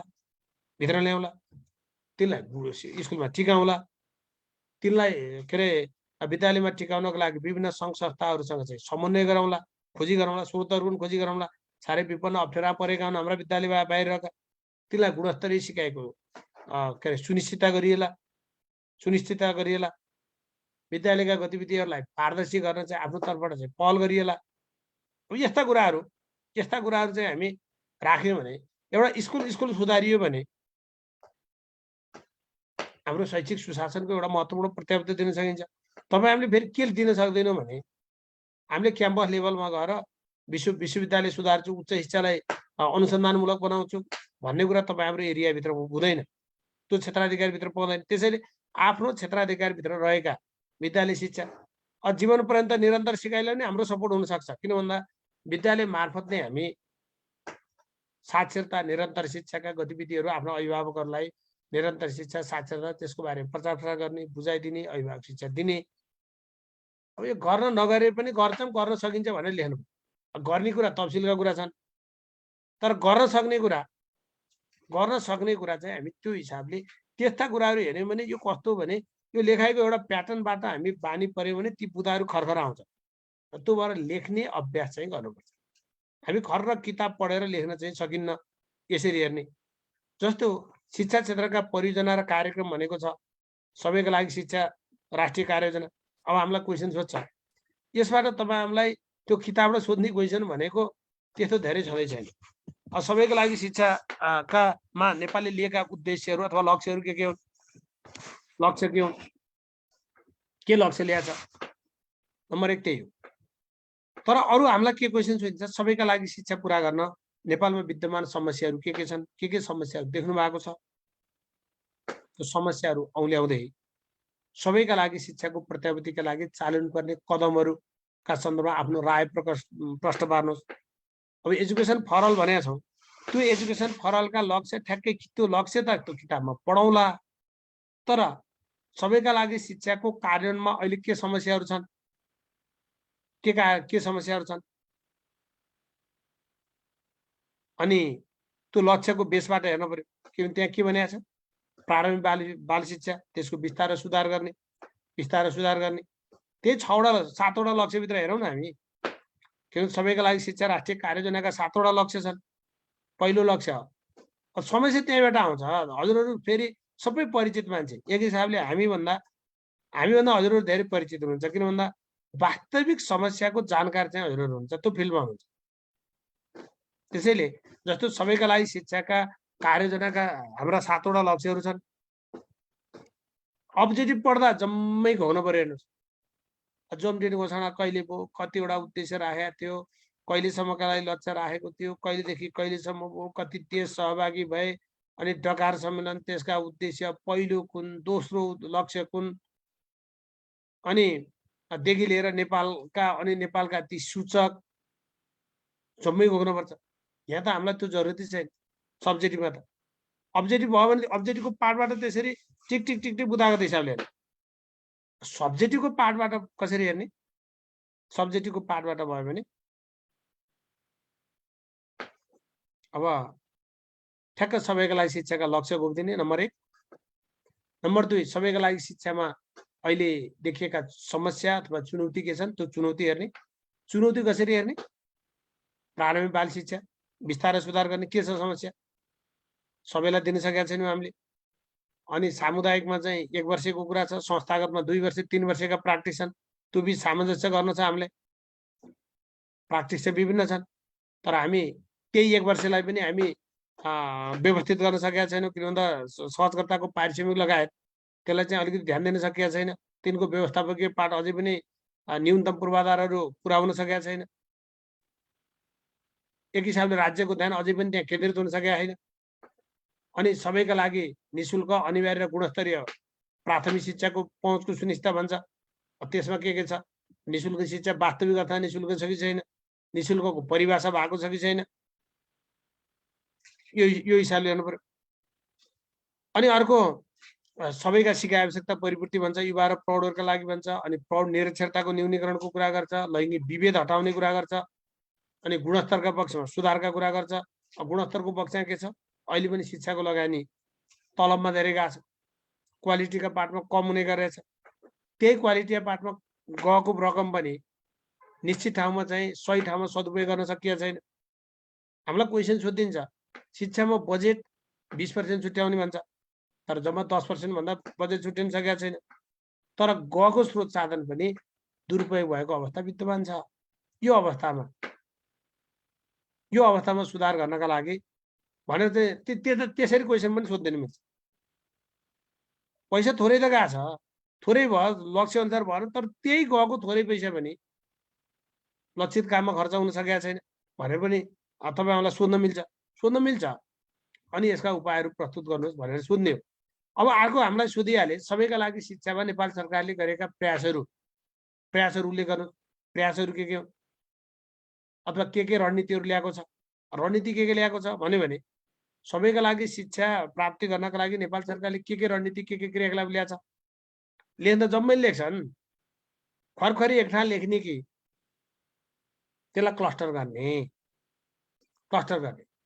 जस्तो सबैका लागि शिक्षाका 3टा कुरा, एउटा पहुँचको कुरा, अर्को गुणस्तरको कुरा अथवा गुणस्तर र सान्दर्भिकता, अर्को सक्षमताको कुरा। अब पहुँच यो गरेको छ, के अरे गुणस्तरका लागि यो गरेको छ, सक्षमताका यो गरेको छ भनेर टुक्राइदिन सक्यौँ भने अरूको भन्दा बेटर भयो। नत्र एकैचोटि अब के अरे शिक्षकलाई तालिमको व्यवस्था गरेको छ, निशुल्क शिक्षाको कुरा छ, छात्रवृत्तिको कुरा छ भनेर एकै ठाउँ हालियो भने एकै ठाउँ हाल्नुभन्दा पहुँच रिलेटेड यी काम गरेको छ, गुणस्तर रिलेटेड यी काम गरेको छ, सक्षमता अभिवृद्धिका लागि काम गरेको छ भनेर त्यसलाई क्लस्टर गरिदियो भने थोरै 0.5 नम्बर अथवा 1 अङ्क अर्काभन्दा बढी आउने 10 अङ्कमा। त्यो भएको हुनाले त्यसरी पनि हामीले तयारी गर्न चाहिँ जरुरत छ। त्यसरी हेर्नु, अब विद्यालय क्षेत्र विकास कार्यक्रम, विद्यालय क्षेत्र सुधार योजना अनि दिवा खाजा कार्यक्रम भन्छ। यही दिवा खाजाका पनि अहिलेका विद्यमान समस्या, नीतिगत व्यवस्था के छ, यसका समस्या के छन्, यसलाई प्रभावकारी बनाउन के गर्नु पर्ला भन्ला। अब हामीले पैसै थोरै भयो, पैसै मात्रै बढाउनु पर्छ भन्ने हिसाबले पनि लेख्नु हुँदैन। पैसै थोरै भयो, कहाँ 15 रुपियाँ खुवाइन्छ भनेर नेगेटिभ वेबाट पनि लेख्नुहुन्न। राज्यले गरेको यो प्रयास सकारात्मक छ। जुन प्रयास गरेको छ त्यो प्रयास सकारात्मक छ र यसको प्रभावकारी कार्यान्वयन भनेको कार्यान्वयन गर्ने निकाय विद्यालय र स्थानीय तहले यसको प्रभावकारी कार्यान्वयनमा विशेष ध्यान दिनु आवश्यक छ भनेर अनि थोरै त्यसलाई लेख्यौँ भने, जस्तो हामी यही दिवा खाजाको कहीँ पुगेन भन्छन्, पैसा उठाएछन्, 30-35 रुपियाँ पुर्याएका छन्, कहीँ त्यही 15 रुपियाँको पनि राम्रैसँग आफूले पकाएर खुवाउँदा नि मजाले पुगेको छ भन्ने छ। विभिन्न प्र्याक्टिसहरू छन्, त्यो हजुरहरूले पनि अनुभव गर्नुभएको छ। अब त्यसलाई हामी अवस्था अनुसार साझेदारीका कुराहरूलाई लोकल सामग्रीसँग टच गर्न पर्ला, लोकल उत्पादनसँग टच गर्न पर्ला। अब सधैँ मासु र चिउरा खुवाउँछु भनेर त पुग्दैन, तर लोकल उत्पादनसँग टाइअप गरेर यसलाई व्यवहारिक हिसाबले लान सकियो भने गर्ने। अब स्रोत साधन पुगेन भने नपुगेको स्रोत साधन त स्थानीय तहबाट जुड्छ, अभिभावकबाट जुड्छ, स्थानीय तहबाट जुड्छ, जुटाउन सकिन्छ, व्यवस्थापन गर्न सकिन्छ भन्ने हिसाबले पनि तपाईँ हामीले त्यसरी चाहिँ लेख्न चाहिँ जरुरत छ। त्यो भएर हरेक कार्यक्रमको थोरै परिचय जान्ने, थोरै अहिलेको नीतिगत व्यवस्था, सबैमा नीति नहोला, थोरै नीतिगत व्यवस्था जान्ने, थोरै यो कार्यक्रमको औचित्य जान्ने अथवा आवश्यकता जान्ने, यो कार्यक्रममा समस्या के छन् समस्या जान्ने, यो कार्यक्रमको समस्या समाधानका उपायहरू के हुन सक्छन् अथवा यसलाई अझ इफेक्टिभ बनाउन के हुन सक्छ भन्ने हिसाबले हामी तयार हुनुपर्छ। अब मैले धेरै कुराहरू गरेँ, यो एकाइ एकमा मैले गफ गरेँ धेरै। अब एकाइ दुईतिर जाँदाखेरि मैले यहाँ संविधान अब यत्रो कुरा छ ल कसरी पढ्ने हो, किताबकै कुरा हेर्नुहुन्छ भने झन्डै 250 पेज एकाइ एकले भ्याइदिएछ। एकले कि दुईले, एकले र दुईले चाहिँ लामो कुरा खाइदिएछ अरूले भन्दा। अब अझ छुट्याउँदाखेरि जस्तो हामी नेपालको संविधान भयो भने नेपालको संविधानमा हामीलाई 2-4वटा क्वेसन चाहिँ सब्जेक्टिभ क्वेसन चाहिँ 4-5 वटा हाल्यौँ भने हामीलाई पुगिहाल्छ, त्यहाँ धेरै चाहिँदैन। अब्जेक्टिभमा जम्मै हेर्नु पर्यो। जस्तो नेपालको संविधानका विशेषता के होला? नम्बर 1 शिक्षा सम्बन्धी व्यवस्था के छ? नम्बर 2 शिक्षा सम्बन्धी व्यवस्थाको कार्यान्वयन अवस्थाको समीक्षा गर्नुहोस्, कार्यान्वयन अवस्थाको समीक्षा गर्नुहोस्। शिक्षा सम्बन्धी व्यवस्थाको कार्यान्वयन अवस्थाको समीक्षा गर्नुहोस्, त्यसको प्रभावकारी कार्यान्वयनको लागि के गर्नु पर्ला, अथवा अझ अझ बढी सोध्यो भने एउटा मौलिक हकको कार्यान्वयन, जुन शिक्षा सम्बन्धी व्यवस्था छ मौलिक हक, त्यसको कार्यान्वयनका लागि एउटा विद्यालयले, एउटा शिक्षकले के भूमिका निर्वाह गर्न सक्ला? तपाईँलाई हामीले फ्याट्टै त्यो सोध्यो भने एकैचोटि मौलिक हकको कार्यान्वयनको लागि तपाईँ हामीलाई एउटा क्वेसन सोधियो, नेपालको संविधानमा उल्लेखित शिक्षा सम्बन्धी मौलिक हकको कार्यान्वयनमा एउटा विद्यालयले गर्न सक्ने भूमिका के हुन् भन्यो भने पहिला शिक्षा सम्बन्धी मौलिक हक के रहेछ भन्ने कुरा लेख्नु पर्यो। अनि त्यो मौलिक हकको कार्यान्वयनमा स्कुलले के गर्न सक्छ? जस्तो आधारभूत शिक्षा पहुँचको हक हुन्छ भन्छ, आधारभूत शिक्षा अनिवार्य निःशुल्क भन्छ, माध्यमिक शिक्षा निःशुल्क भन्छ, अनि अपाङ्गताको कुरा छ, त्यसपछि के अरे अपाङ्गताहरूलाई दिने शिक्षाको कुरा छ, मातृभाषामा शिक्षाका विषयहरू छन्, मातृभाषामा शिक्षाका कुराहरू छन्। ती कुराहरूको सन्दर्भमा एउटा स्कुलले के भूमिका निर्वाह गर्न सक्छ भन्ने भएले बुदा चाहिँ जबरजस्त भयो भने हामीले बुदा बढाउनु लेख्नु पर्यो। अब यसको कानुनी स्थितिको समीक्षा गर्नुहोस् भनेपछि के भएको छ त? प्रोग्रेस स्थानीय सरकार सञ्चालन बनिएको छ, शिक्षा ऐनमा यो कुरा लेखिएको छ, अनिवार्य निःशुल्क शिक्षा ऐन बनिएको छ। अब अहिलेसम्म यी कुरा भएको छन् भनेको कानुन हो, तर अझै पनि यी कुरा हुन बाँकी छन्। यसमा के समस्या होला? स्रोत कसले जुटाउने, स्रोत साधन कहाँ जुटाउने, यस्ता विषयहरू हामीले चाहिँ हेर्न चाहिँ जरुरत छ। त्यो चाहिँ हेर्ने। अनि अर्को अझ बढी हेरियो भने व्यवस्थापिका कार्यपालिका र न्यायपालिका बीचको अन्तर सम्बन्ध के छ संविधानमा? बढीमा त्यो विषयगत अन्तर सम्बन्ध के छ? त्यसलाई हामी शक्ति सन्तुलन र पृथकीकरणको सिद्धान्त भन्छौँ। शक्ति सन्तुलन र पृथकीकरण यो भनेको के? चेक एन्ड ब्यालेन्सको कुरा। व्यवस्थापिका, न्यायपालिका, कार्यपालिका। अहिले हामी हेरौँ अगाडि के अरे कार्यपालिका छाडा भयो, अदालतले रोकिदियो। अहिले अदालत बिजोग भयो। अदालत बिजोग हुँदा अगाडि चाहिँ कार्यपालिका छाडा हुँदाखेरि न्यायपालिकाले रोक्यो, अथवा चाहिँ अर्को सरकार गठनको पार्ट चाहिँ भयो, के अरे व्यवस्थापिकाभित्र एउटा विषय आयो। अहिले न्यायपालिका बिग्रँदा त्यो व्यवस्थापिका र कार्यपालिकाले त्यसलाई एड्रेस गर्नु पर्थ्यो। त्यो चेक एन्ड ब्यालेन्सका कुरा चाहिँ संविधानमा छन्। त्यो तीनटाको बिचमा शक्ति सन्तुलन, पृथकीकरण यो सम्बन्धी के खालको व्यवस्था छ भनेर सोधिदिने। बढीमा सोधे थियो विषयगत क्वेसन। अरू वस्तुगत त भित्रबाट धारा 16 के छ, 17 के छ, त्यो भित्र चाहिँ के अरे महिला पुरुषको चाहिँ दम्पतिको समान हक हुनेछ, यो कुन हक अन्तर्गत पर्छ, कुन तहको शिक्षामा पहुँचको हक हुनेछ, भित्रबाट सब सोध्ने कुरा त्यो अब्जेक्टिभको पार्टबाट चाहिँ बुझ्नु पर्यो। अब शिक्षा ऐन 2028 भनिहाल्यो भने तपाईँले शिक्षा ऐन, शिक्षा नियाली, शिक्षक सेवा नियालीबाट 10-12 चाहिँ विषयगत क्वेसन बनाउनु भने पुग्छ साथी। 10-12 विषयगत क्वेसन बनाउनु भने पुगिहाल्छ। तर वस्तुगतमा हामी एक शब्द हेर्नु, त्यो भएर दुईटै कुरा सँगसँगै जानु होला। जस्तो शिक्षा ऐनभित्र हामीलाई गाह्रो के हुन्छ भने शिक्षा ऐन सोझो शिक्षा ऐन पढेर मात्रै हामीलाई लेख्ने आउँदैन। शिक्षा ऐनको 7औं संशोधनका विशेषता के हुन्, 8औं संशोधनका विशेषता के हुन्, त्यसको कार्यान्वयनमा के समस्या देखिए, 7औं का 8औं का अब तपाईँ हामीलाई जिल्ला शिक्षा समिति, गाउँ शिक्षा समिति अथवा नगर शिक्षा समिति अनि विद्यालय व्यवस्थापन समिति यिनका गठन प्रक्रिया मात्रै सोध्दैन, गठन प्रक्रिया सोध्दैन, मात्रै सोध्दैन। गठन प्रक्रिया त एउटा घोक्ने कुरा एउटा सोध्ला। अब तपाईँ हामीलाई तिनका भूमिका के हुन सक्छ, त्यो भूमिका किन प्रभावकारी हुन सकेका छैन, के अरे व्यवस्थापन समितिको भूमिका अथवा व्यवस्थापन समितिले खेलेको भूमिकाको समीक्षा गर्नुहोस्। समीक्षा गर्नु पर्यो। समीक्षा गर्दा सकारात्मक कुरा नै हेर्नु पर्यो, अनि उसले गर्न नसकेका विषय पनि हेर्नु पर्यो। अब यसलाई प्रभावकारी बनाउन के गर्नु पर्ला, प्रभावकारी बनाउन के गर्नु पर्ला भनेर हेर्नु पर्यो। जस्तो हामीले सँगसँगै एउटा ट्र्याकबाट हेर्न सक्छौँ क्या। जस्तो जिल्ला शिक्षा समिति अनि गाउँ नगर शिक्षा समिति र विद्यालय व्यवस्थापन समिति तीनटाका काम। जिल्लाभित्रका विद्यालयको सञ्चालन व्यवस्थापन गर्ने, गाउँ वा नगरपालिकाका विद्यालयहरूको सञ्चालन व्यवस्थापन रेखदेख व्यवस्थापन गर्ने, अनि विद्यालयको सञ्चालन रेखदेख व्यवस्थापन गर्ने स्कुलको मात्रै। त्यही कुरा एक ठाउँ भयो। जिल्लाभित्र स्वच्छ शैक्षिक वातावरण कायम गर्ने, पालिकाभित्र स्वच्छ शैक्षिक वातावरण कायम गर्ने, विद्यालयभित्र स्वच्छ शैक्षिक वातावरण कायम गर्ने। अब हामी कतिपय कुराहरू ठ्याक्क त्यो एउटाको बुझेर त्यसलाई चाहिँ एउटा अर्को प्याटर्नबाट ढाल्यौँ भने पनि हामीले इजिली चाहिँ उत्तर दिन सक्छौँ। यसरी चाहिँ हेर्नुपर्छ हामीले। व्यवस्थापन समितिको भूमिका किन प्रभावकारी भएन त? यसमा चाहिँ अहिलेको सङ्घीय स्ट्रक्चरमा के अरे केन्द्रीय तहबाट विद्यालय व्यवस्थापन समिति गठनका सन्दर्भमा जुन गरिएको व्यवस्था यसको अवस्थाको चाहिँ तपाईँ समीक्षा गर्नुहोस् भन्ला। समीक्षा गर्नुहोस् विद्यालय व्यवस्थापन समितिको उसमा चाहिँ के समस्या छ, समस्या के छ भन्यो भने तपाईँले सोच्नु न, जम्मैलाई थाहा छँदैछ। त्यहाँ हाम्रा स्कुलमा कतिजना विद्यार्थी छन् भन्दा छन् सर, छन् भन्नुहुन्छ हेर सर। कति छन् भन्दा सर छन् के सर छन्। त्यहाँ पनि 9 सदस्यीय विद्यालय व्यवस्थापन समिति। अब 3000, 4000, 2000 विद्यार्थी भएको ठाउँ पनि हाम्रो कति 9 सदस्यीय विद्यालय व्यवस्थापन।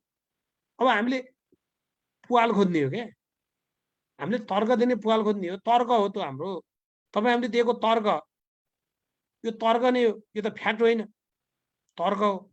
तर त्यो तर्कले वास्तविकता जनाउँछ कि जनाउँदैन भन्ने कुरा अहिले हामीले बुझेको कुरा। 1-3 को स्कुल, 1-5 को स्कुल जहाँ 10 जना, 15 जना, 20 जना विद्यार्थी छन्, हामी गएर खोज्यो भने व्यवस्थापन समिति राख्ने मान्छे पनि पाउँदैनौँ हामीले। अनि 2000-3000 विद्यार्थी भएर पनि त्यही 9 सदस्यीय विद्यालय व्यवस्थापन समिति गठन छ। त्यो एङ्गलले हेर्नु पर्यो। समावेशिताको एङ्गलले के छ, अध्यक्ष बनाउने हिसाबले चाहिँ के छ, उसको भूमिकाको हिसाबले के छ, भूमिकाको हिसाबले के छ, अनि भूमिकाको हिसाबले चाहिँ के हुन सक्छ, उसको क्षमताको हिसाबले के हुन सक्छ, उसलाई दिएका काम कर्तव्य अधिकारको कुरामा के छ। जस्तो काम कर्तव्य अधिकारकै कुरा हेऱ्यौँ भने हामी हेडसरका काम हेरौँ, एनालाइसिस गरेर शिक्षा नियमै पल्टाएर हेरौँ। अब अहिले त झन् अर्को ठुलो सरकार आएछ है। अनि के अरे वडा शिक्षा समितिका काम हेरौँ, अब वडा समितिका काम हेरौँ, अनि गाउँ नगरपालिकाका काम, यता इकाइ प्रमुखका कामहरू हेर्दै गयौँ, व्यवस्थापन समितिका काम गर्दै गयौँ भने तिनै कामहरूको बिचमा पनि के छ, कन्ट्रोभर्सीका कुराहरू छन्। त्यसैले हामी अध्यक्ष बनाउने कुराहरू छ, स्रोत साधनका कुरा छन्, स्रोत साधनको परिचालनको कुरा छन्। अब यी विषयहरू हामीले सोच्यौँ भने त समस्या त्यहाँ देखिहाल्छ त। हामीले तर्क दिने हो। तर्क कसरी दिन सकिन्छ भन्दा हिजो अभिभावकबाट मात्रै अध्यक्ष हुँदा नि हामीले एउटा तर्क दियौँ। के तर्क दियौँ भने समाजका लागि अलिकति बढी नेतृत्व दिन सक्ने, विद्यालयका लागि साह्रै सहयोग गर्न सक्ने, त्यो छुटाउने नहुने व्यक्ति चाहिँ विद्यालय व्यवस्थापन समितिको अध्यक्ष र मूल जिम्मेवारीबाट बाहिर रहनुपर्ने अवस्था सिर्जना भयो भनेर तर्क दिएको थियो। यो कतिपय कुरा त जबरजस्त लेख्ने कुरा नि छ। अहिले के दिन्छौँ, जसका बच्चा पढाएका छन् उसैले नेतृत्व गर्न नपाउने कि भन्ने परिस्थिति सिर्जना छ अहिले। किन भन्दा अभिभावक चाहिन्छ भन्ने छैन व्यवस्थापन समितिको अध्यक्ष हुनलाई। त्यो हिसाबले पनि तर्क दिन सकिन्छ। हामीलाई 5-7वटा 7-8वटा बुँदा चाहिँ निकाल्ने, त्यो तर्कपूर्ण हिसाब निकाल्ने। यसरी चाहिँ हामीले समस्याहरू केलाउनुपर्छ। त्यो समस्या केलाइयो भने त्यसैलाई एड्रेस गर्ने हिसाबले छ। किन अध्यक्ष अनिवार्य रूपमा अभिभावक मध्येबाटै हुनुपर्छ। विद्यालय सङ्ख्या अनुसार, यसरी विद्यार्थी सङ्ख्या, सञ्चालित कक्षा अनुसार चाहिँ विद्यालय व्यवस्थापन समितिका सदस्य सङ्ख्या किटान हुनुपर्छ। जस्तो के अरे 1-5 चलेको स्कुल छ, किन चाहिएन हामीलाई 9-10 जना, 20 जना, 15 जना विद्यार्थी छन्, 5 जनाको व्यवस्थापन समिति बनाइदिनु होला, चुस्त हुन्छ। अलि धेरैबाट अलिकति थोरै सङ्ख्या बढाउने कुरा होला। यो हिसाबले पनि हामीले चाहिँ अलिकति आफ्ना तर्कहरू चाहिँ राख्न सकिन्छ। त्यसरी चाहिँ तपाईँ हामीले यसलाई तयारी हुनुपर्छ। यस्ता क्वेसन लेख्नुभयो भने पुगिहाल्यो। शिक्षा ऐनका कुरा जस्तो दण्ड सम्बन्धी व्यवस्था के छ, आचरण सम्बन्धी कारबाही सम्बन्धी यसको कानुन अवस्था कस्तो छ, दण्ड सजायका कुराहरू, शिक्षकलाई गरिएका दण्ड सजाय, यसको कानुनको अवस्था, हाम्रो ऐन नियमका के छन् विशेषता, यसको कानुन अवस्था हेरियो भने ऐन नियममा त छ, कानुन पक्ष फितलो छ। कानुन पक्ष कुन कुरा फितलो छ, जस्तो दण्ड सजायकै कुरा हामी छ त 15 दिन बिना सूचना विद्यालयमा अनुपस्थित भयो भने सेवाबाट हटाउने भन्छ। मान्छे विदेश गछ, जाहिर चलिरहेछ, राजनीतिक दलको कार्यकारिणी समितिमा बस्न पाइन्न, अहिले करिब धेरै ठाउँमा हेर्नुभयो भने अहिलेका ठुला पार्टीका कमिटी जति करिब शिक्षकले कब्जा गरेका सर्वोच्चले आदेश दिएको छ तर त्यहाँ छोड्दैन त्यो कसले कार्यान्वयन गर्ने त्यो थाहै छैन त्यो कलम कसले सुरु गर्ने भन्ने कुरै थाहा छैन कानुनमा त छ राजनीतिक दलको कार्यकारिणी समितिमा पसेमा उसलाई सेवाबाट हटाइनेछ भनेकै छ हेडमास्टरका नियुक्तिका कुरा छन् सबभन्दा वरिष्ठतम शिक्षक थाहै के अरे प्रधानाध्यापक हुन्छ वरिष्ठतम थाहै शिक्षक अब हेडमास्टर नियुक्तिको चाहिँ निश्चित 60 अङ्क ल्याउनुपर्छ भन्ने व्यवस्था छ तर हेडमास्टरको नियुक्ति 5 वर्षको लागि हुनुपर्छ भन्छ स्कुलमा न्यूनतम यति यति दरबन्दी रहने भनेर चाहिँ फिक्स गरेको छ तर हाम्रा स्कुलमा कति दरबन्दी छन् न्यूनतम यति दिन स्कुल चल्नै पर्छ भन्ने कुरा छ सामाजिक परीक्षणकै कुरा पनि त्यो कतिको कार्यान्वयन भएको छ यो हिसाबले तपाईहरुले यसको कार्यान्वयनका पक्षका कुराहरू नीतिगत व्यवस्था गरेका छ नगरे हैन तर त्यसको कार्यान्वयनको पक्षमा रहेका समस्याहरू पनि हामीले बुझ्न चाहिँ जरुरत छ त्यसरी चाहिँ अलिकति एनालाइसिस गरेर हेर्ने हो भने धेरै कुराहरू छैन अब अरु कुराहरू जम्मै अब्जेक्टिभको पोइन्ट अफ भ्यूबाट हेर्ने हो प्रधानाध्यापकको भूमिका समीक्षा गर्नुस् भन्छ क्लस्टर बाँड्न पनि जान्न पर्यो के तपाईँ हामीलाई कसरी सोध्न मिल्छ भने विद्यालय व्यवस्थापन समितिले विद्यालयको शैक्षिक गुणस्तर अभिवृद्धिमा के कस्तो भूमिका निर्वाह सक्छ भनेर सोध्यो भने अब गुणस्तर अभिवृद्धिसँग रिलेटेड रहेर चाहिँ तपाईँ हाम्रो लेखाइलाई त्यता त्यता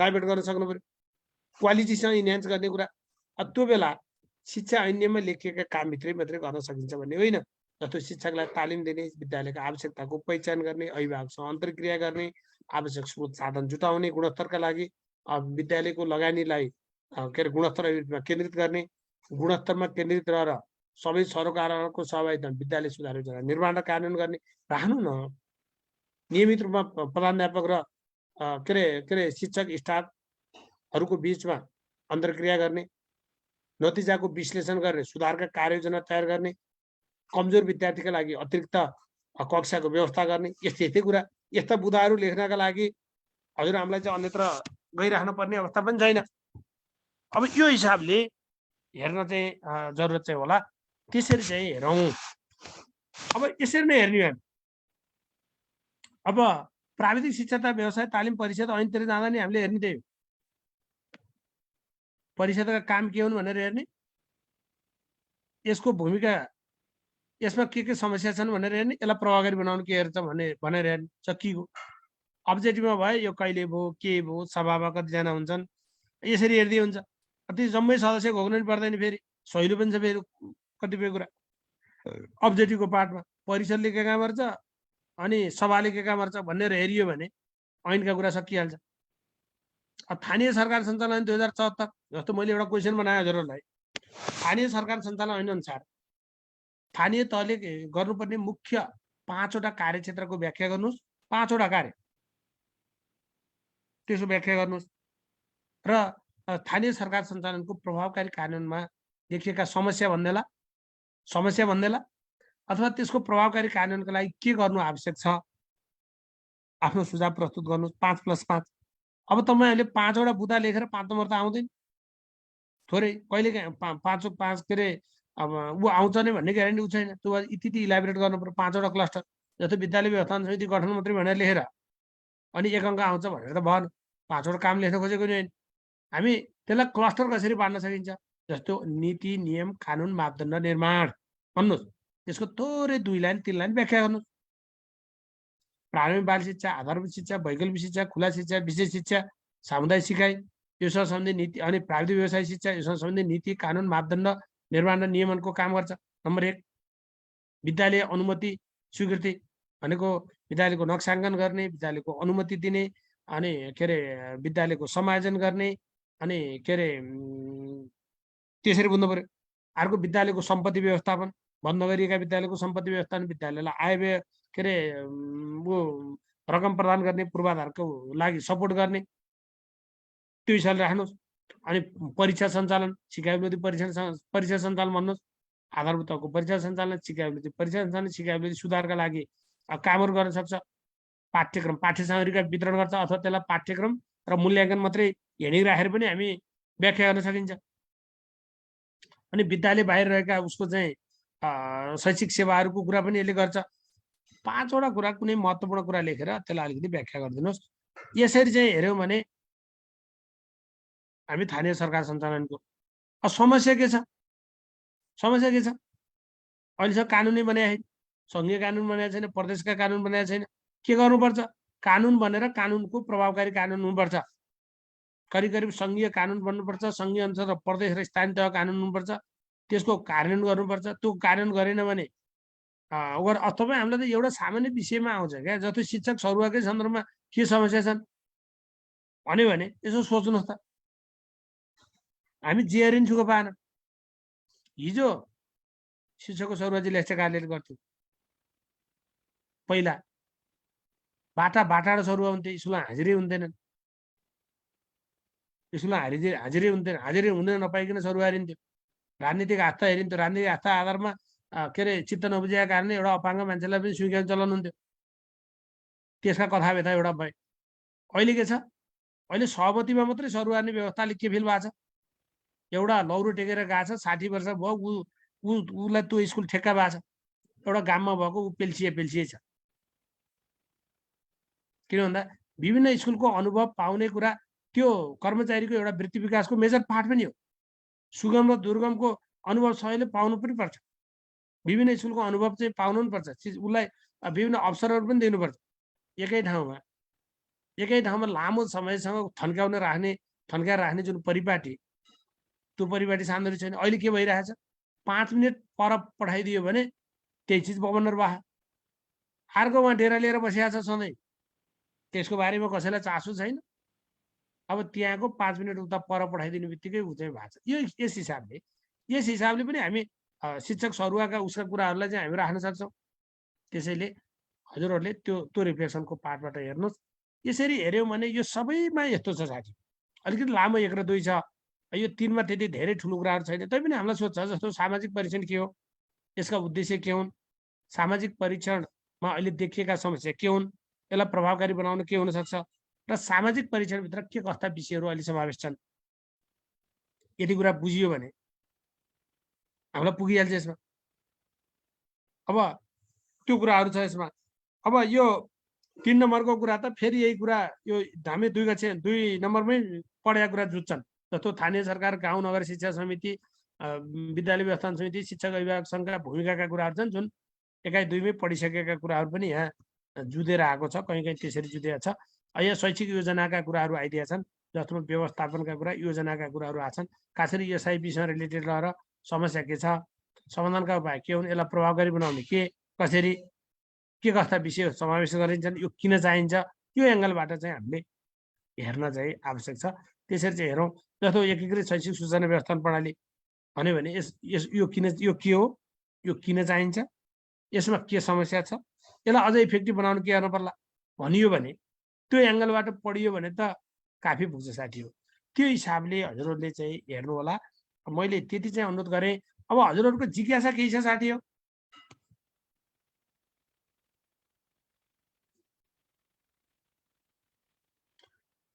यहाँ एकजना साथी, अरू इन्स्टिच्युटहरूले अनलाइन इक्जाम प्राय लिए पनि किन होला यो शैक्षिकले किन अनलाइन इक्जाम लिँदैन सर भन्नु। हजुरहरूको के जिज्ञासा छ साथी हो? जिज्ञासा केही छ?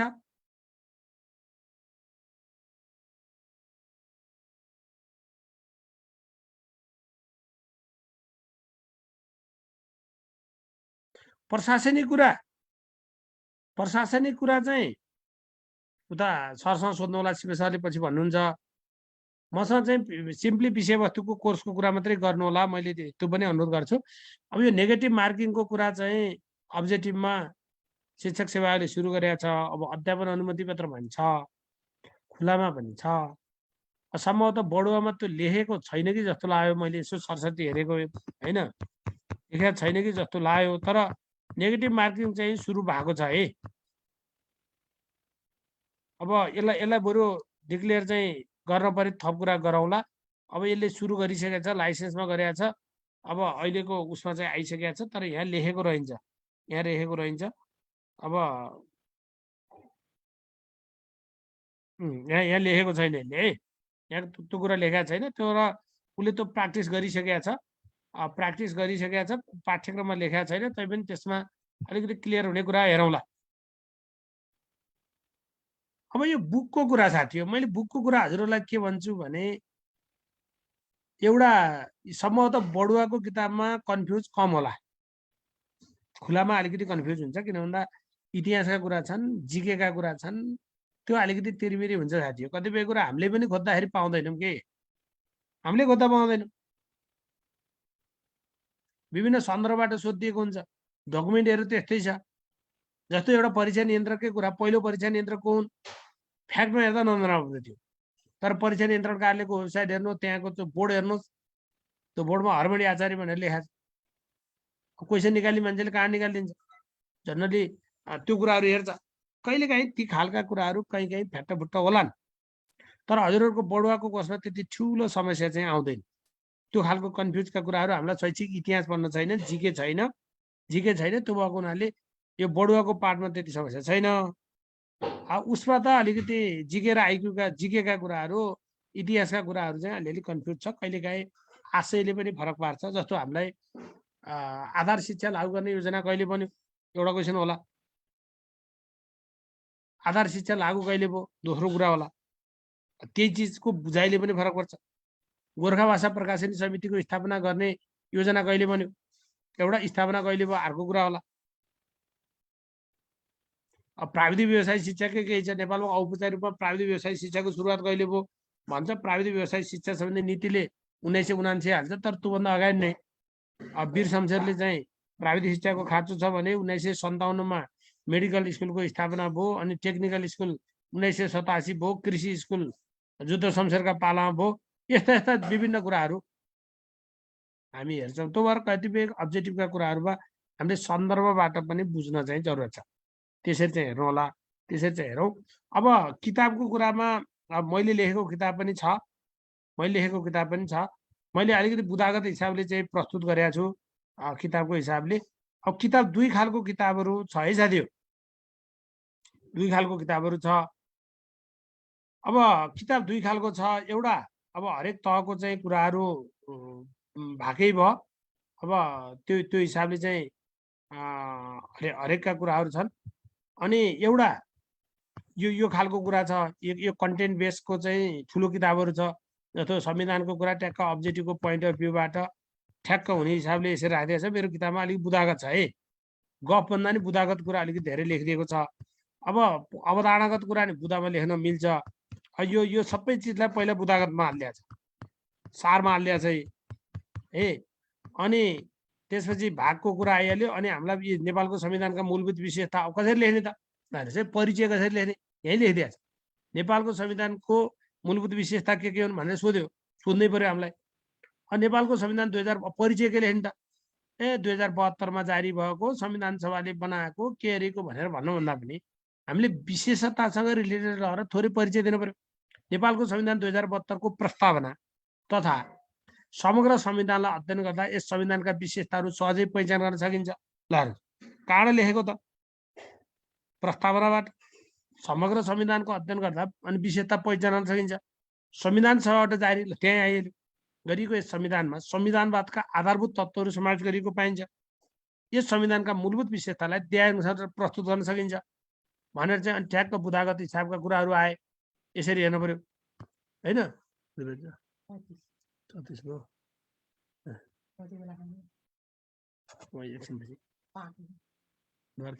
क्लास छैन।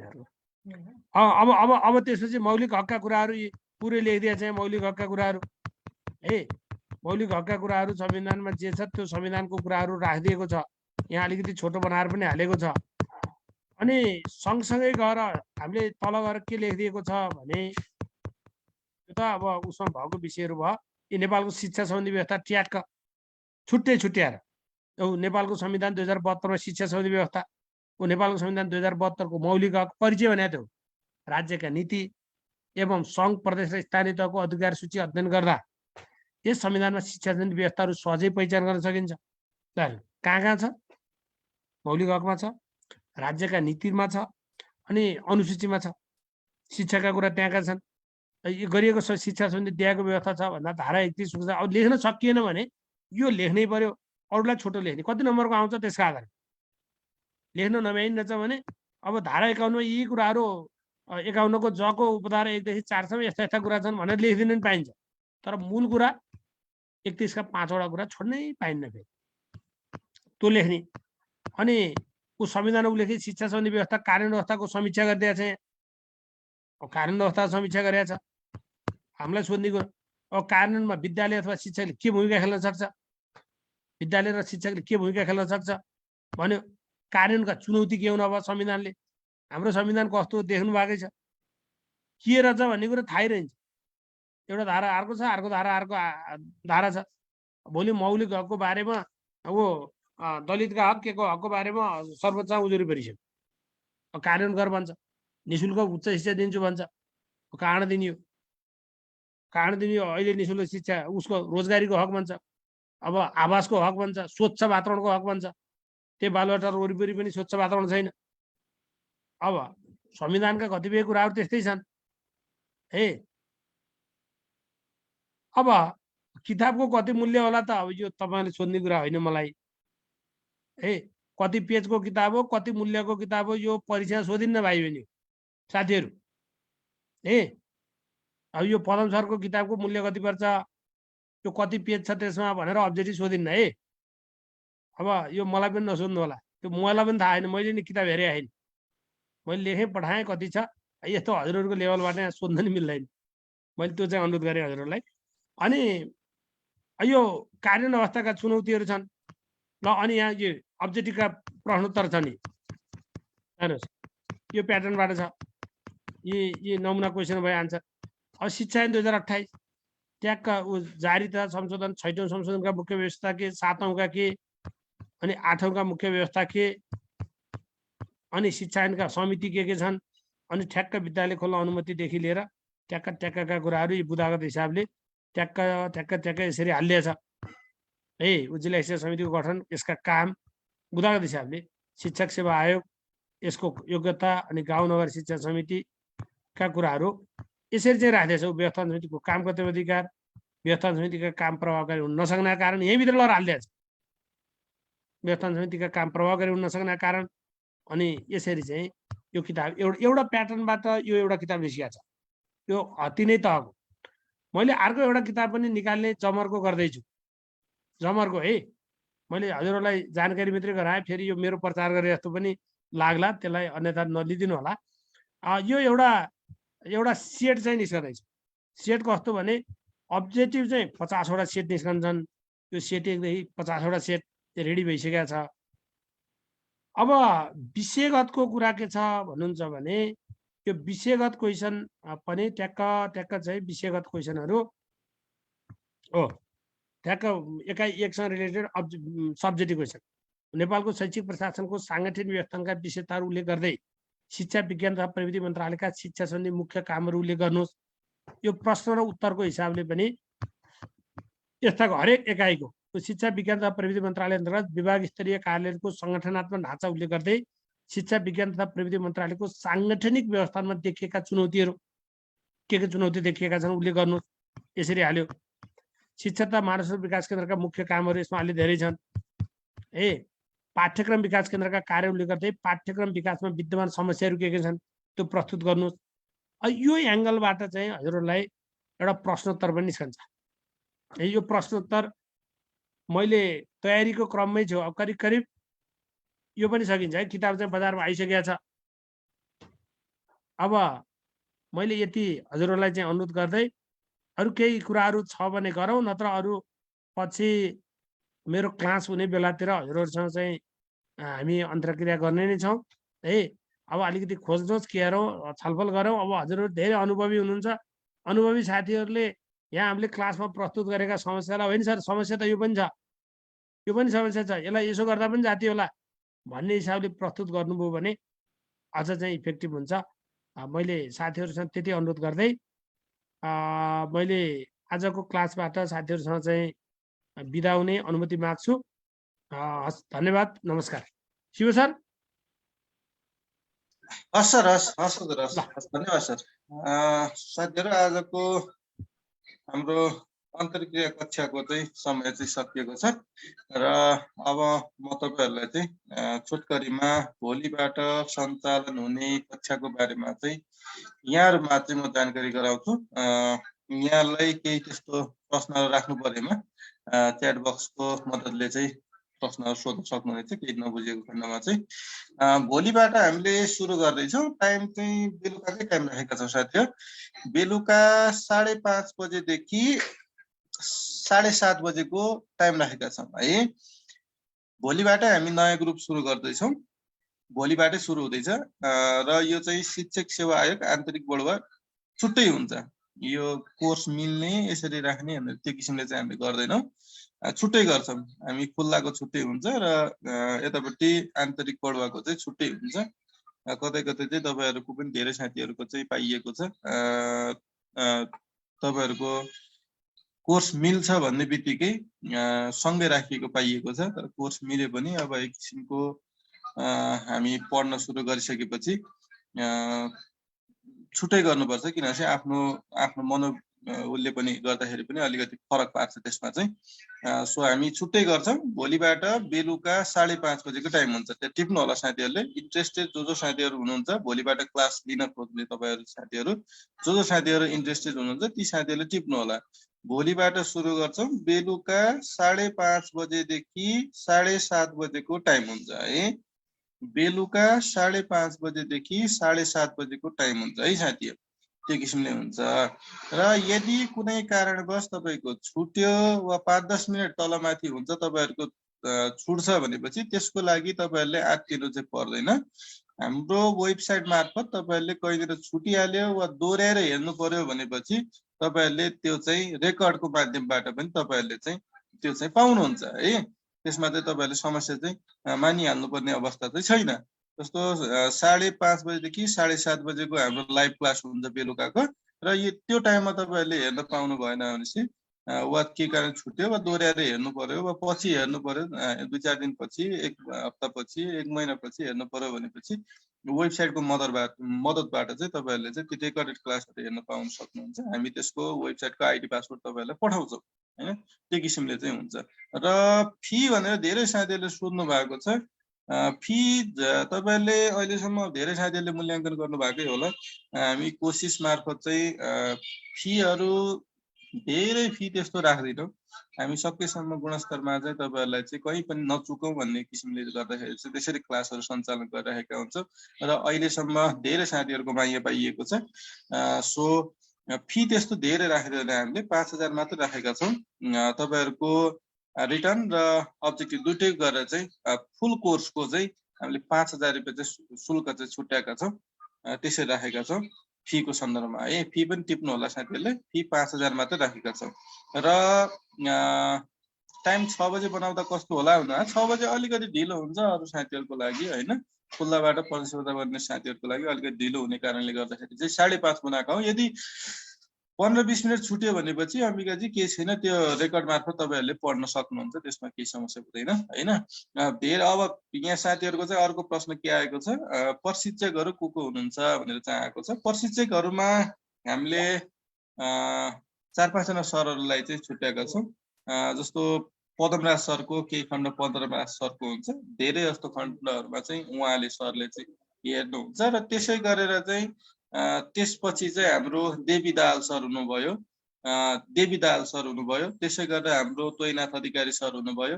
त्यसै गरेर चाहिँ हाम्रो युवराज सर हुनुभयो हैन। त्यसरी चाहिँ छुट्याएका छौँ साथीहरु। सो त्यही भएर चाहिँ तपाईहरुको लागि ठिक्क खण्ड खण्ड गरेर चाहिँ हामीले छुट्याएका हुन्छौँ। त्यस्तो तपाईहरुले अप्ठ्यारो मान्नुपर्ने अवस्था छैन हैन। पदमराज सरको म्याक्सिमम क्लास चाहिँ पर्छ है। त्यसमा चाहिँ त्यो गर्नु होला।